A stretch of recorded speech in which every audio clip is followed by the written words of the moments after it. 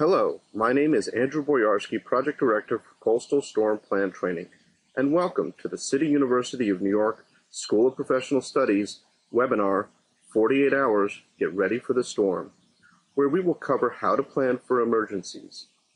We will be putting to use project management methods to plan and prepare for an emergency event. This webinar is going to be audience-driven. We are going to present you with an emergency situation, a hurricane that is expected to hit the New York City area. The participants will be making the decisions as a group and guiding where we go.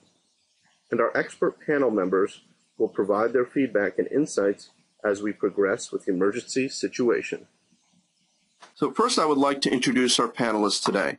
Unfortunately, Ira Tannenbaum was unable to make it here as he has been activated to the New York City Emergency Operations Center in light of the weather that we're having here. Aaron Stanton is here replacing him. Aaron is the plan manager at the New York City Office of Emergency Management. Prior to taking his position, Aaron worked at OEM as a public-private initiatives analyst. In this role, he coordinated private sector concerns, interests, and resources to support New York City's emergency planning, preparedness, response, and recovery activities. Aaron is a graduate of Brown University and an alumnus of the New York City Urban Fellows Program. Welcome, Aaron. Thank you. Denise Hamilton is a certified business continuity professional with extensive years of experience in information technology. Denise is a member of the Association of Contingency Planners and the Contingency Planners Exchange. She graduated from Pace University with a Bachelor of Business Administration degree, majoring in Management Information Science. Thanks for joining us, Denise. Thank you. Chris Hagan is a lieutenant for the New York City Fire Department and an instructor for the Coastal Storm Plan Training Project. While working for the American Red Cross in Greater New York, he managed their disaster training and national deployment programs and supervised the daily operations of the Disaster Services Department.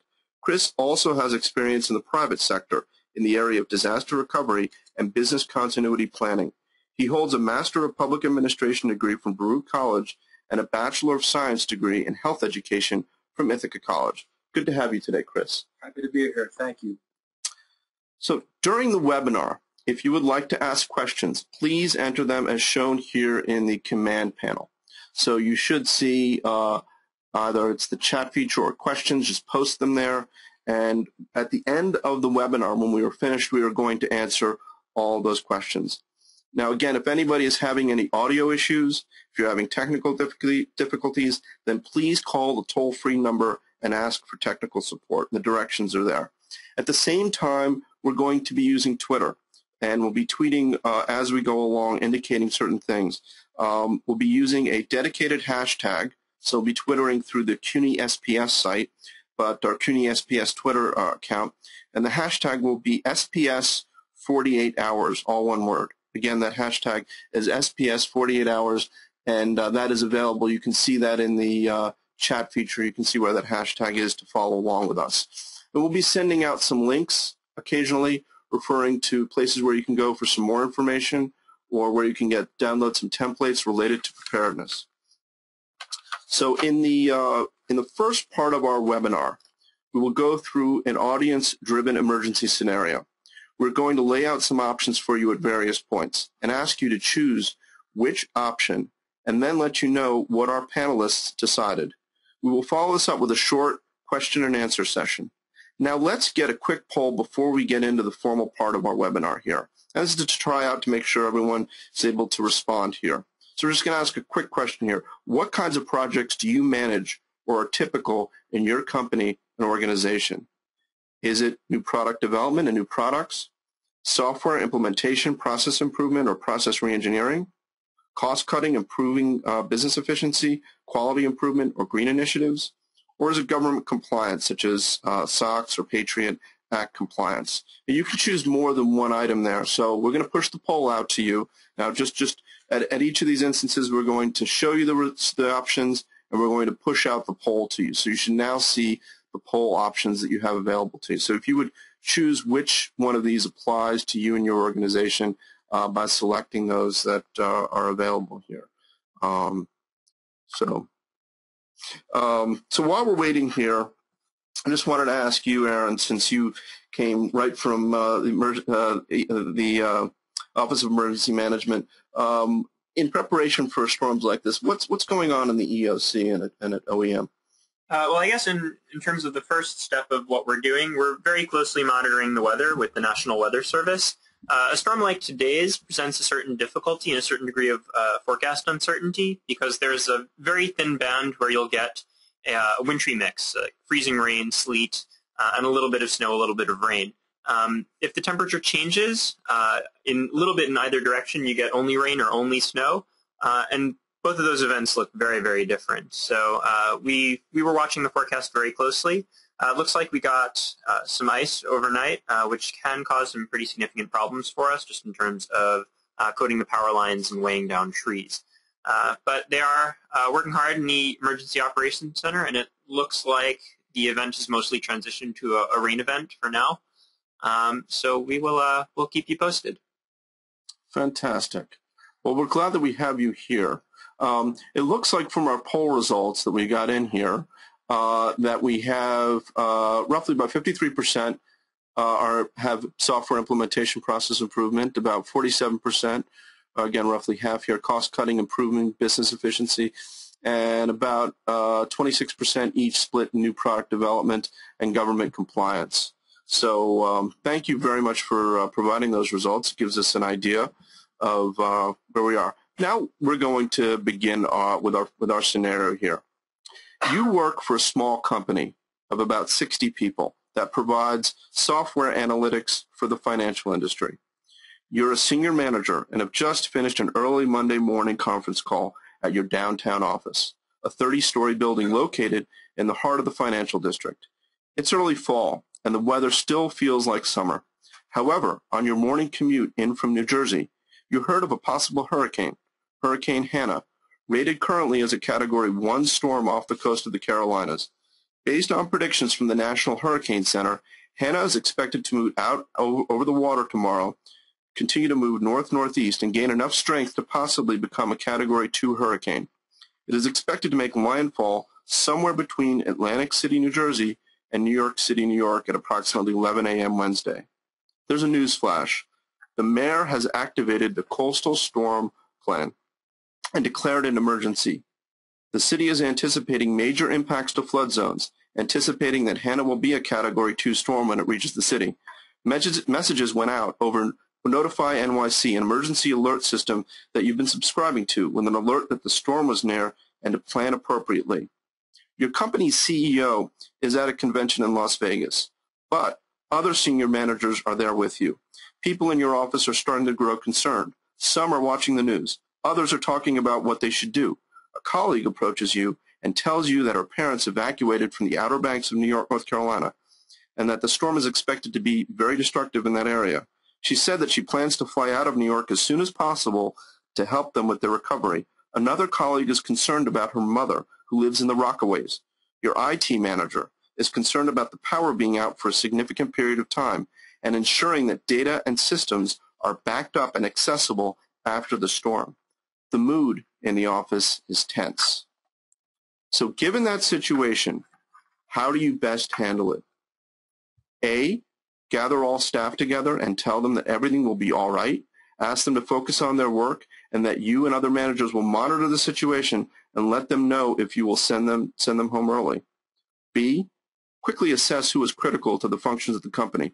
Ask them to stay behind to secure the company's vital infrastructure and send everyone else home. Or C, gather all staff together and inform them what you know of the situation and that you will make some decisions soon as to sending them home. Inform those who need to make arrangements for people in their household, for example, elderly parents or children, or those who may live in flood zones. Ask essential staff to stay behind and secure all systems. So if you would go ahead, we're going to push the poll out to you for options A, B, and C. And, Denise, what's typically going on during this type of phase? During this time, you should be asking your employees to think about, do they have plans, or if not, they should be thinking about plans for their own family, far as evacuation, and if they have the go bag or other essentials in their homes. In addition, you should also be having plans available for your business so that they're aware of that. And also you could have information about how to contact back in the office when they can't get there through, for instance, if you have a customer service number, they could use that, or use SMS text if their normal cell phone is not working. Well, it looks like we have our poll results back, and it looks like 70% have all indicated to gather the staff and inform them what you know of the situation. That's option C. So option C happens to be it is the optimal decision. And Aaron, can you tell us why C is the optimal decision? Sure. Option C provides information pretty openly and honestly. It sort of lets people know where you are in your decision-making process, lets them know that they can start preparing even if you haven't reached a final decision yet. Sort of cuts down on the speculation in the office, people just sort of idly wondering about what's going on. And it also shows that you're being cautious and that you're concerned about their well-being. One of the things that you could mention to your employees is the Hurricane Zone Finder, an application that OEM offers, which you can find on our website, nyc.gov/OEM. And that zone finder, employees can enter their home address and find out if they're in one of the evacuation zones. This is also something that you could do pre-season, before the hurricane season hits, so that your employees can do some advanced planning. But the other reason, and the real reason why I like option C the best, is more than the other responses, it seems to emphasize planning in advance, really identifying your critical functions that must be performed for your organization to survive well in advance of a storm, identifying in advance the essential staff that must be activated to ensure that these functions continue, and really sort of cutting down on some of the last-minute decisions by planning this in advance so that your employees who you are sending home know that they're going to be sent home in a situation like this. Hopefully they don't end up putting up a fight saying, no, I'm the most important person at this company. I have to stay here and get my work done now. They'll know in advance that if a hurricane comes, while their work is important, in this sort of situation, maybe other people are going to be given the priority to preserve some systems and keep things up and running in a way that will help your company. All right. And I noticed that about 18% chose option B, and I'd like to go back to option B. And Denise, can you just mention to our audience here why option B is perhaps not the most optimal? Sure. It's not the most optimal for one reason, as Aaron had mentioned. It could give you a morale problem, whereas people may feel angry or guilty about whether they have to leave or stay. Also, you have to think about if somebody can stay because they have plans, this gives you an opportunity to have cross training. So it makes more sense to do like C and let everyone know what's going on and let them make a choice if they can stay or not stay. Okay, great. So we're going to move on to the next phase of our event here. It is now Tuesday morning, 24 hours before the storm is expected to hit. The news is abuzz with the hurricane, with reports of serious flooding and damage along areas of the South along the mid-Atlantic coast. The governors of New Jersey, Connecticut, Mayor of New York City, and county executives of Westchester, Nassau, and Suffolk counties have called for people to evacuate from flood zones. New York City is expecting a storm surge of up to 15 feet, and the mayor has ordered a mandatory Zone B evacuation. Zone B on your map there is up to the yellow areas, including the orange areas on that map of New York City. Traffic is snarled as a number of bottleneck points. Evacuation centers have been opened in areas outside the flood zones. Some of your staff have called in telling you that they will not be able to make it into work, and about a dozen people did show up, mostly senior managers and some key staff. A couple of them now have regrets as they are unsure whether they can get back home. A few of them do live in flood zones. One of your key clients is expecting a major project deliverable on Thursday morning, the day the storm is supposed to make landfall. One of your outside vendors, based in Mumbai, is supposed to finish the final test report by noon. This needs to undergo internal review before being packaged with your own data. A key staff member involved in the review is not in the office and does not respond to your text messages. Your IT manager is still waiting for confirmation from one of your outside data warehousing vendors based in New Jersey, that your data and systems have been completely backed up. He lives close to the Montauk Highway in West Islip and is worried about getting back home in time to take care of his family. The CEO calls in and asks if you can call all clients and assure them you will continue to provide service up till and immediately after the storm has passed. She also asks you to make copies of all the insurance and important documents and make sure all staff know how to access the remote servers. You ask the IT manager, and he is unsure he had a complete list of the procedures and that all staff have access to the remote servers. He is unsure he would have time to locate these and, if need be, write up the procedures for remote access. So, given that situation, who do you give your priority? A, the CEO's concerns, B, staff needs, or C, the client needs? So while we're waiting for the audience to respond here, Chris, you've been involved in a number of situations like this. What is typically going through the average staff members or employees' minds at this time, or what are they doing? Well, at this point, we're pretty much at or very close to what we refer to as 0 hour. This is the point at which plans are enacted. People are either evacuating, sheltering in place, depending on where they live, in various flood zone areas. So folks who have families that have plans for coastal storms are well involved in implementing those plans. And then, of course, your staff and the general public who has not planned for these types of events in this region are now scrambling to try to figure out what they can do to make sure their staff, their self, and their families are safe. So in that respect, if you have staff members who have not done any prior planning, this is when they're really focused on their family and their own well-being, and not so much on what's going on at the office. So we've got our feedback from the audience here, and it looks like 61% chose staff needs, about 28% CEO concerns, and the rest client needs. Now, Chris, since you were talking about people being concerned about taking care of themselves, why is B the correct option? Why is it optimal? Well, by prioritizing staff needs, you're helping your clients and business in the long term. Sending those home who did not plan appropriately will help those who can stay behind and yourself focus on what needs to be done. There'll be less distractions in the audience. Your staff are the most important, most important here, not only from a safety and human condition standpoint, but also from a business standpoint. You rely heavily on your staff to recover the business and communicate and foster relationships with clients. You may not be able to meet some of the deliverables, be they delayed, but your business won't stay solvent without the people who make it run. And I also noticed that a significant number of participants indicated, almost 30%, option A, the CEO's concerns. And certainly since we work for the CEO, we should be concerned about them. But why would that not necessarily be the most optimal decision, Denise? The reason why it's not the most optimal is that you need your staff to be available for your business functions to operate.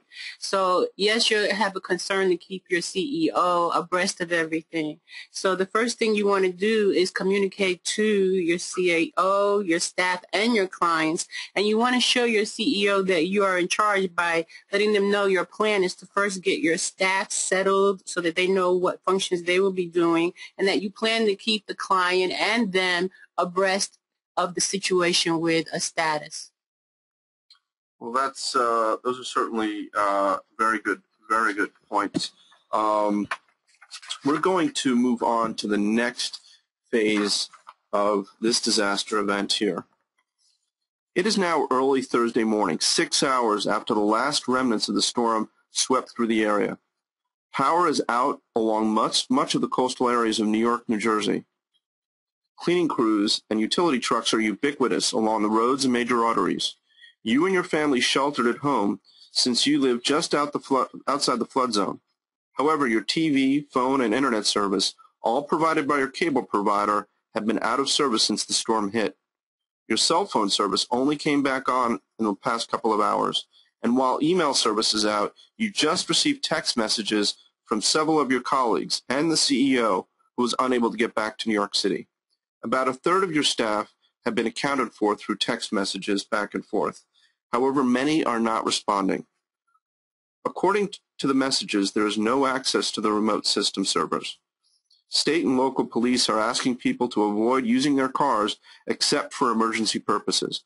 Public transportation is unavailable as tunnels were flooded and roads are blocked in many places.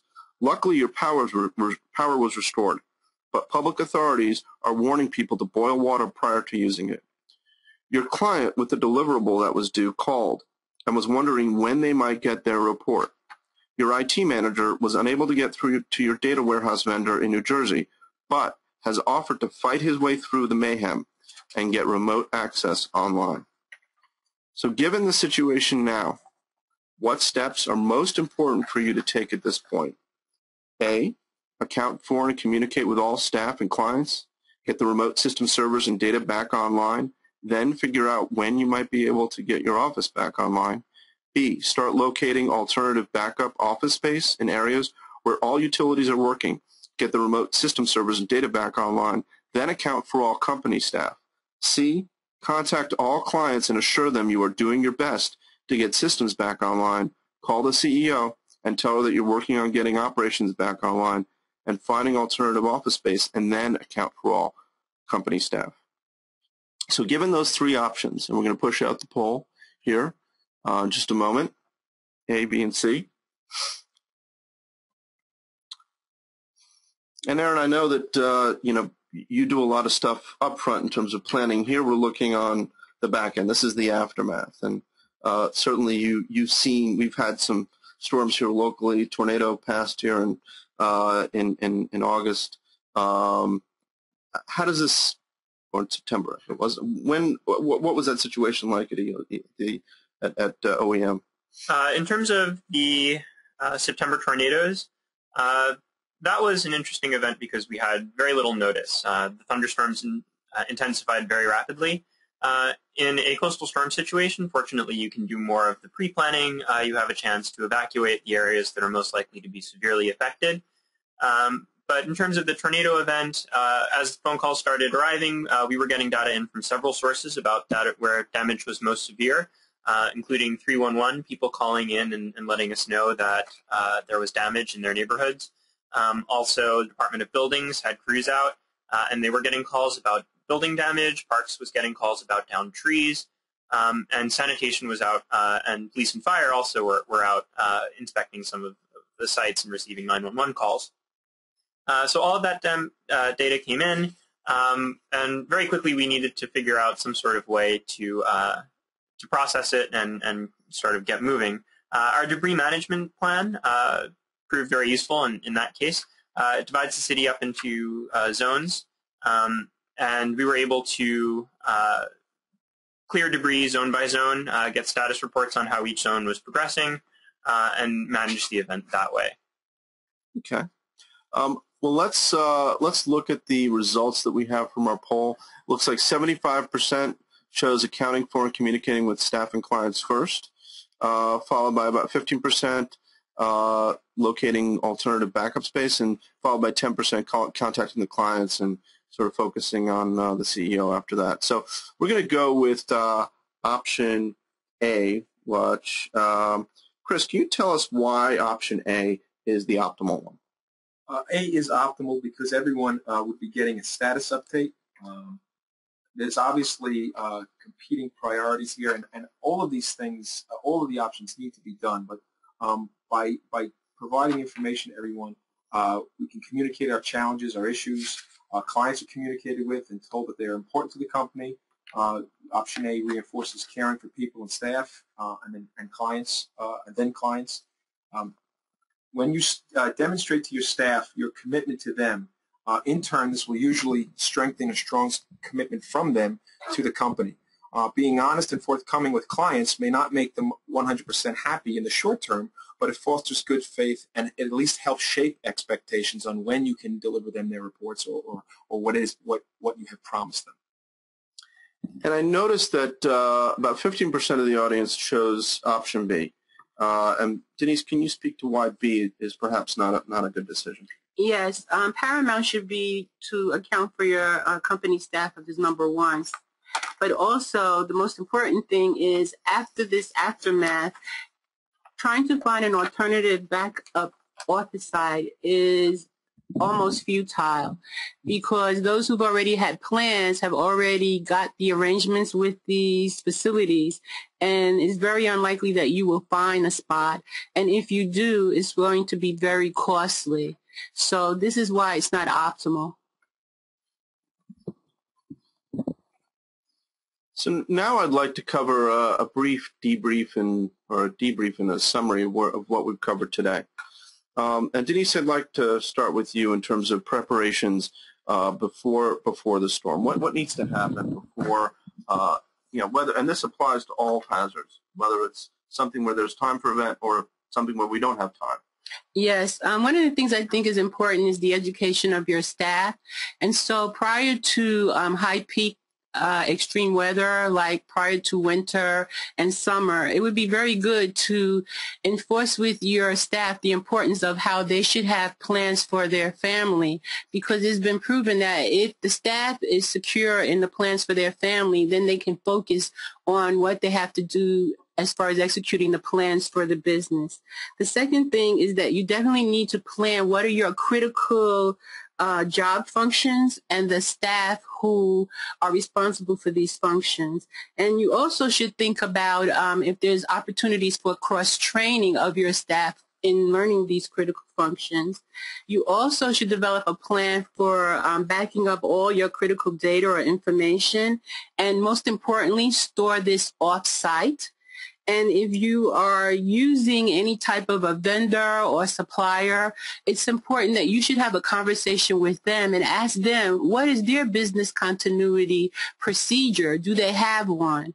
Do they have an alternate site? And if you find out the answer is no, now you need to make a decision. Do you want to still go with them and find alternative vendor and suppliers in the event that they are not able to do your services, or do you want to perhaps find someone who has business continuity procedures? And Chris, just prior to the storm, what typically do people need to? Understanding that there's some plans that have been put in place, what needs to be happening? Well, obviously, in an ideal situation, your business has a sound continuity plans. Your staff have plans for their family, but right prior to the storm, prior to declaration of an emergency evacuation order, you're going to need to be encouraging your staff to solidify their plans with their family. Those who still don't have plans, maybe helping them draw some up, or at least giving them time to focus on their family. You're reviewing with all the key players in your business your continuity plans and your contingency plans for your business, and adjust them as necessary. Obviously, if some key staff are not going to be available or on vacation, and this cannot be stressed enough, but you need to heed the warnings of local authorities because as we've seen time and time again with large disaster events like coastal storms, the massive negative impacts of folks who do not heed those warnings, whether it be evacuate or to do something else. And finally, you want to be securing your facilities, ensuring your data is backed up. You're going to be communicating remote access procedures with all staff and reviewing that with them. And very importantly, instituting a communications plan with staff and perhaps clients that utilizes various technologies in the anticipation of outages. And Aaron, after a disaster event, you talked a little bit about what goes on at OEM, especially what happened in September with the tornadoes that hit here, in terms of debris clearing and things like that. But for an average business that's out there, what types of things need to be happening after in recovery? Sure. Well, I'm going to hit 2 points in terms of what you should be doing in the recovery. And the first one is, depending on how the situation goes, if damage is really bad and systems are down across the city, really you're going to need to go back to basics. You can sort of don't count on all of the computer systems being up and running. Make sure that you have a backup plan for just sort of running things through a phone.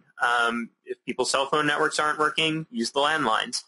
If the landlines aren't working, then we might all be in a little bit of trouble. But really thinking about sort of what is your manual workaround for all of your processes. If your key equipment isn't operating, how can you do the job in a low technology function, even if it takes a little bit longer, even if it's less convenient? The second thing that I'm going to mention is really in terms of planning for the recovery. Again, all of the work has to be done preparing in advance. It's not enough to just have your plans ready, identifying your critical functions, your staff, your processes to work around any disruptions.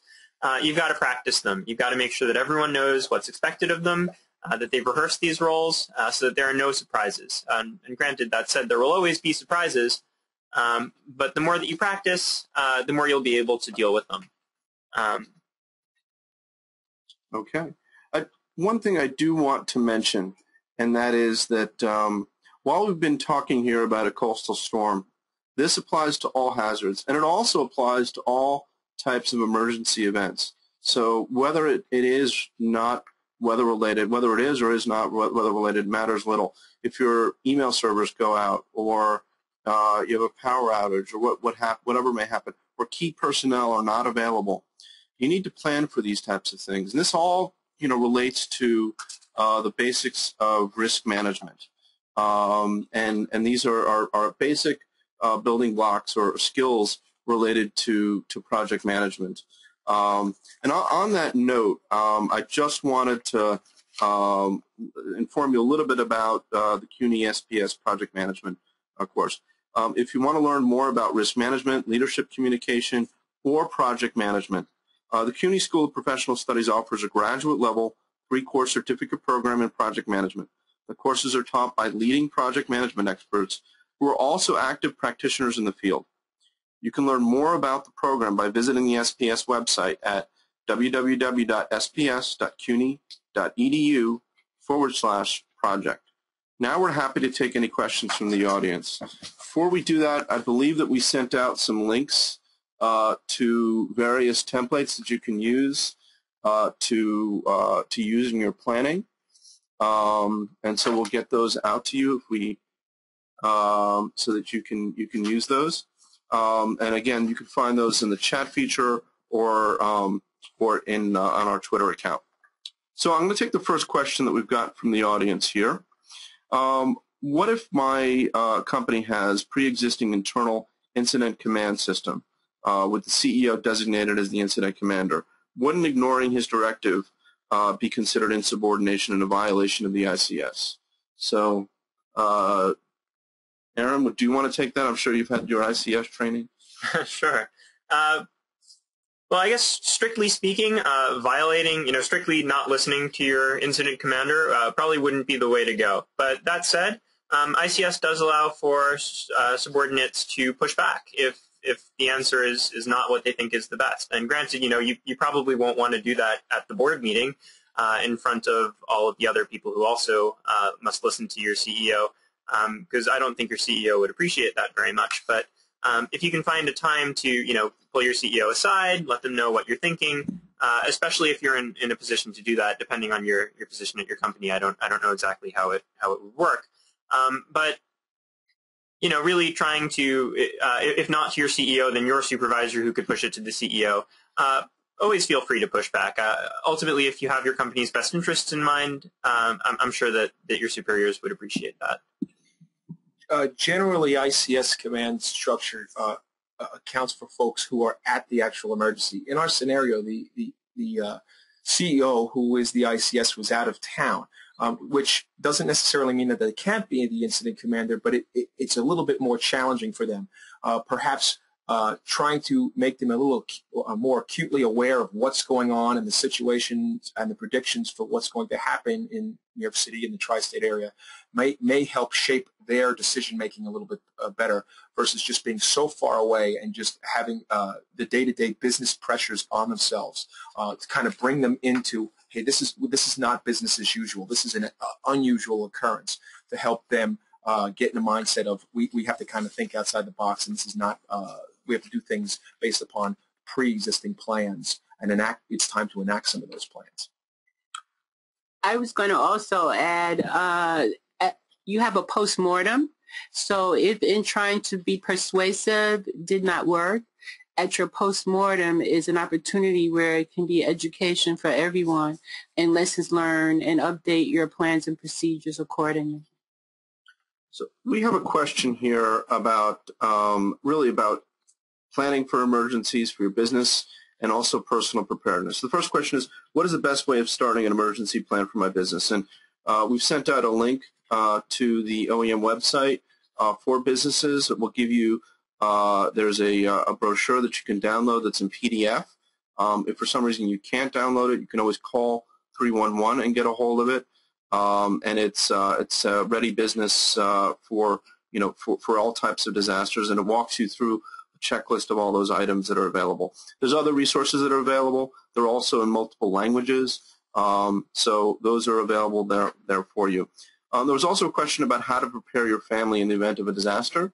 And again, OEM has a personal preparedness brochure that you can download via PDF, or you can get a hold of it as well in hard copy that guides you through those things that you need to have for personal preparedness. As a general site, you can also go to ready.gov that has a similar list of items that you would need to have. And there was a question regarding specifically what should be in a go bag. And while we can certainly use our time to talk to you about go bags, and everyone here, I believe, has one, I certainly have one, and this is a question I often ask participants in the trainings that I deliver, is whether they have a go bag. All the contents and needs are there, not just one for your home, also one for the workplace, and perhaps for your car as well, or any place else that you might need to have one. So I have two small children. I don't have a go bag. I have a go kart. Mm-hmm. It's considerably larger than your average go bag because I have to account for small children and their needs as well. And pets. That's the other thing. If you have pets, you also want to add in items in your go bag that cover your pet needs. So there's a question here about really questioning, do businesses, why don't businesses have a continuity of operations plan? Does no one have a continuity of operations plan? And the truth of the matter is that I think, and the statistics bear this out, 98% of businesses in the New York City area are small businesses. They're not large business entities. And, this goes from your micro enterprises, the mom and pop shop down the street, to those that are medium-sized businesses. And I've worked as a private consultant before. Denise would probably bear this out, that most of these entities are so busy with the day-to-day work that they're not focusing on disasters and what that means for the business. And unfortunately, when disaster does strike, many of these businesses can be wiped out very quickly. Denise, you want to comment on that? That is correct. And also cost, and they're not aware of current trends, how the costs have gone down. And this is why there's this initiative, as was discussed earlier, we're talking about the background of Aaron with the private-public preparedness, because the government realized this, especially after Hurricane Katrina, how so many small businesses did not survive. And so, yes, we understand that as a small business, it's your day-to-day. But if you want longevity and resilience for your business, you need to take some time out or to hire a consultant who can assist you in getting this sorted out for you. Aaron, did you want to comment on that question as well? Sure. I'd like to echo pretty much what Denise said by saying that in Katrina, one of the things that they found was since small businesses weren't prepared and were not able to reopen after the storm. For perhaps reasons other than the fact that they weren't prepared. But when small businesses can't go back into an area, it makes it very difficult for residents to go back as well. And that just sort of turns into a spiral where there aren't the necessary services to supply residents to the area, and there aren't enough residents in an area to supply the services. So really, this is something that the government and New York City Office of Emergency Management in particular has been focusing on. Encouraging small businesses in particular to prepare for emergencies. One of the things that you can do if you are a continuity planner at a larger organization is talk to your vendors, encourage them to prepare, because this is also something that will help you in the long run. If your vendors aren't prepared, you're going to be having some problems getting all of your supplies in order. and getting some of the deliverables that you rely on. So really talk to them, encourage them to prepare. They'll hopefully appreciate it if they take you up on your offer, and hopefully it'll help your business in the long run as well. There's a question here that we have about the need to consider business regulatory and compliance rules. And I'm sure, Denise, when it comes to the work that you do, that this is something that you especially for larger entities that perhaps are either suppliers to or are directly providing services or goods in a highly regulated environment, that you sort of face. Can you just comment on this or give some examples? Well, it's kind of like Aaron said. You start identifying who your suppliers are and vendors, and you ask the question, do you have a business continuity plan? And if they don't, and this is a critical function, now you can have that conversation to either assist them, as Aaron said, in getting one, or explaining to them the importance. There are some certifications that some companies, but it's very difficult, where they will only deal with vendors who are certified. So it behooves for the small companies to do that. And yes, with SOX and Basel, there's a lot of regulatory that ties your hands, that forces you to have to do that. And also, you're responsible for, depending on events, for sheltering in place your staff in your office. So it's a lot of different components that you have to think about. The consultation with your business partners in terms of their ability to recover or their contingency plans is not very different than all the work that went into that businesses paid attention to prior to Y2K.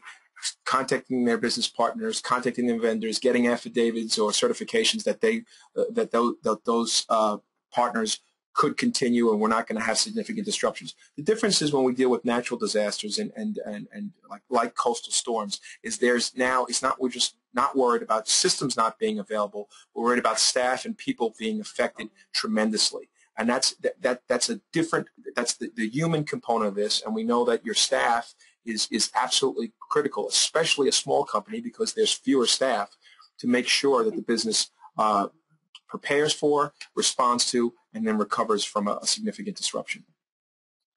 So we received a question about if this was an earthquake that arrives suddenly and all communications break down, whether this still applies. And I defer to you on this, Aaron, since you deal with all types of hazards. Sure.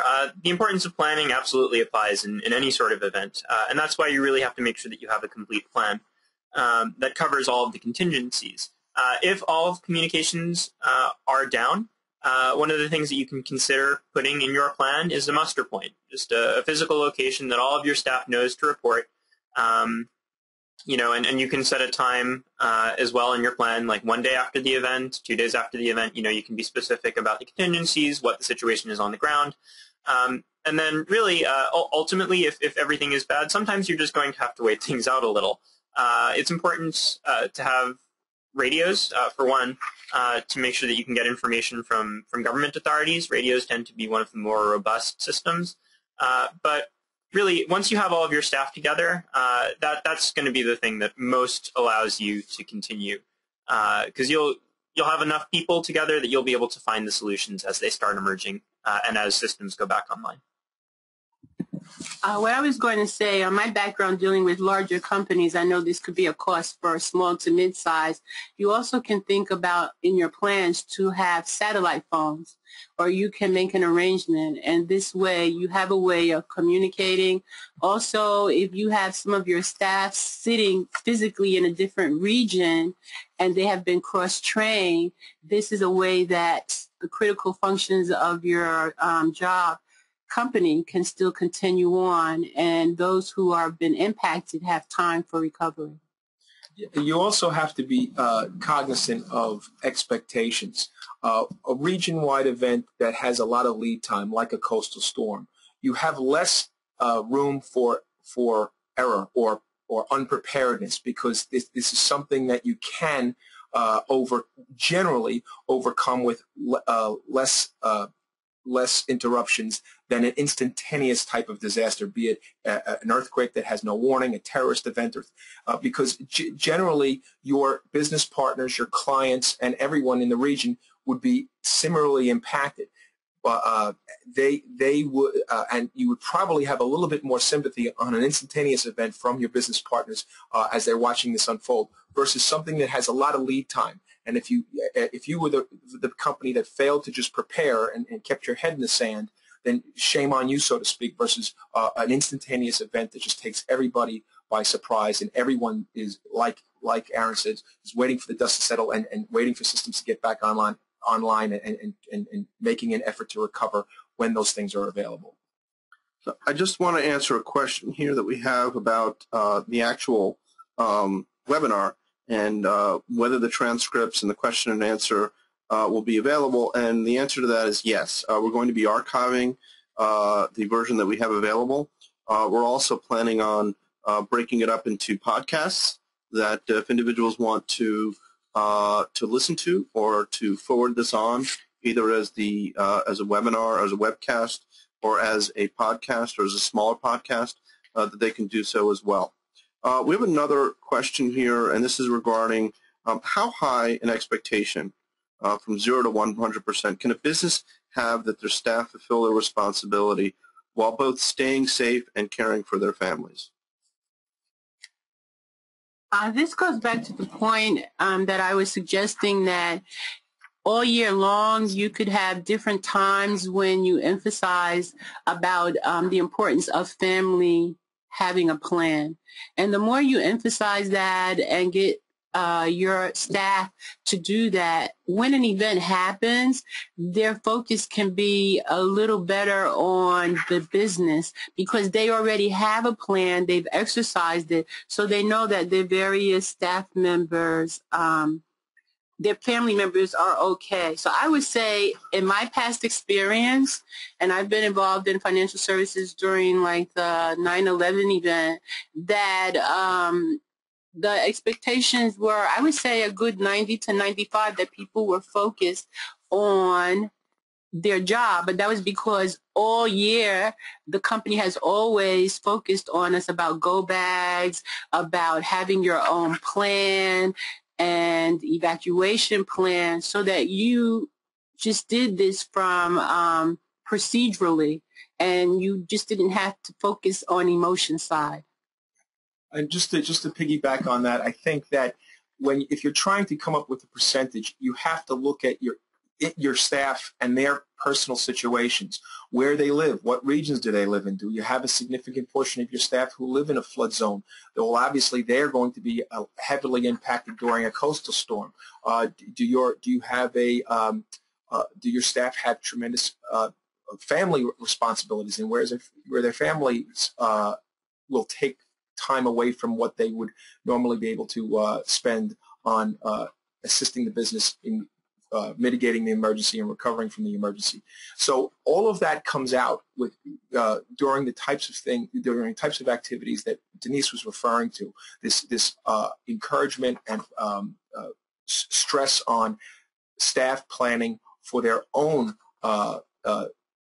families in times of emergency. And usually, though, when people focus on those things and take time to spend time on those things, they realize just how vulnerable or resilient they can be, and that can be communicated back to you. Just one thing to add. Also, this number is something that you can control to a certain extent, really by depending on the resources that you have available, focusing on those essential staff that you'll absolutely need right away. There are a number of things that you can do with them. Depending on your resources, again, you can arrange for them to be transported to another area where they can do their work there. That way they will show up for you. They won't necessarily have a choice in that. Of course, though, I'm not advocating you not giving your employees choices about where you're sending them, just to make that perfectly clear. But other options are, I know some companies that I've spoken to have had plans to keep some of their critical employees, rather than having them evacuate, having them stay in shelters, riding out the storm in shelters, and then being able to report to work the next day. Granted, that may not work depending on the damage to your facility, but again, then those people will be in the city and they'll be able to respond for you. So there are a lot of options. And there's a lot that you can do. The most important thing is, again, planning it in advance so that everyone knows what's expected of them, so that if someone, for example, knows that they're going to be leaving the city 2 days in advance of a hurricane, 3 days in advance of that hurricane, they'll be able to make those plans for their family.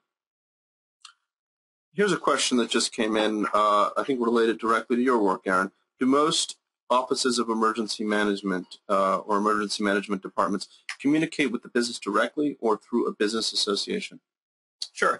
OEM has several ways of communicating with the private sector. The first one that I'd like to mention is that the private sector is directly represented in our Emergency Operations Center through business associations. Too many companies in New York City for us to invite them all in to the EOC. We don't have 200,000 seats. So we try to work with the biggest umbrella organizations that will give us the most widespread reach through the city. We will send information out to them. They will be able to report concerns from their businesses up to us in the EOC and help inform our decisions.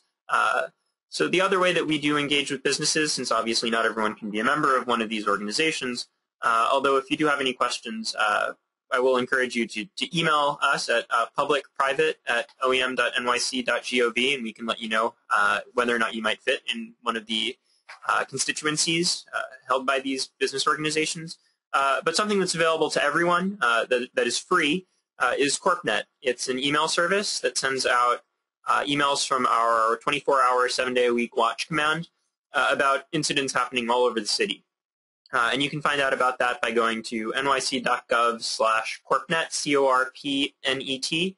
And again, that's free. It sends emails about any sort of incident happening across New York City that a business manager might be interested in, and all the information about incidents that business managers may not be interested in. It's a lot of emails, but it is a very good service. Last question here is, how do we raise awareness when it comes to emergency planning? Now, clearly an event like this is directly aimed at making people aware of the need for emergency planning. Are there some ideas that you have for trying to raise some awareness around emergency planning? It's not uncommon for institutions, businesses, organizations to kind of rally behind events in other parts of the country that affect businesses, residents, and just people. For instance, you saw a tremendous amount of support in the tri-state region for victims of Hurricane Katrina, and we've seen an outpouring support during the Oklahoma City bombing in the early 90s. So you can use those kind of those events here, whether you're having a clothing drive or a raising money for Katrina victims, sponsored by your business, and pair that with actual family planning initiatives for your business employees. I was also going to say, last year, President Obama instituted National Preparedness Month in September. So that's an opportunity where you can emphasize about education and family planning. Also, I go back to, you can think about like prior to summer, and families do go on vacation, but the hurricane season, that's why it's National Preparedness in September. That's the peak of hurricane season. That's a way that you can remind families before they start their vacation, know that check your family plan. You can do the same thing in fall for the winter time. So there are ways. The key thing is that you have to think about how to keep education as a yearly thing in your organization. Another thing that you can do is, sponsor events in your building lobby, or sponsor presentations. The Office of Emergency Management has a speakers bureau that comes out and gives presentations on individual and family preparedness. So you can call 311 or visit our website and fill out a form to request one of those. We're happy to do them, and they're a free service. And really, there are a lot of options. You can send out weekly email reminders about very small, achievable aspects of your plan. Just having a backup of some of the key contact informations in all of your employees' cell phones, for example. Just that's something that anyone can do. Just write it on an index card. It takes 30 seconds, and it could really help you in a disaster. So just little things like having a table with information in your lobby, your presentation, weekly email reminders. Things like that can really help to raise awareness. The timing of those things could be coupled with during hurricane season. Hurricane season on the East Coast starts June 1st and runs through November 30th. And here in the tri-state area, traditionally we're more at risk for receiving hurricanes in the August-September timeframe. So whether it be at the company picnic, reminding folks, or the little doodads that you might hand out at the company picnic, maybe it's not necessarily a full-blown go bag, but maybe it's a solar-powered or a wind-up flashlight or something like that, and pair that with personal preparedness initiatives and information. One of the things that I've seen OEM do is on a monthly basis they have a contest around personal preparedness, and the winner gets a go bag, which I think is a great thing to do. We're going to round things up at this point, and those are all great questions. First, I really want to thank the panelists here. I want to thank Denise, Aaron, Chris for taking part in this and taking time. It's been a very informative webinar. And lastly, I want to thank all the participants for attending here, taking time. I want you to stay tuned for our next webinar, which is Lion Taming for Project Managers, Managing Difficult Stakeholders, which will be with some subject matter experts, Tom Kendrick and Frank Salatis. So I'm excited about that coming out. That'll be due out in April. And lastly, I also want to point out that we have an evaluation that will pop up after you finish the webinar. We'd appreciate it if you take the time to respond to that and give us your feedback and let us know what we're doing well, what we can do to improve. And we want to thank you very much. And that's all from the CUNY School of Professional Studies.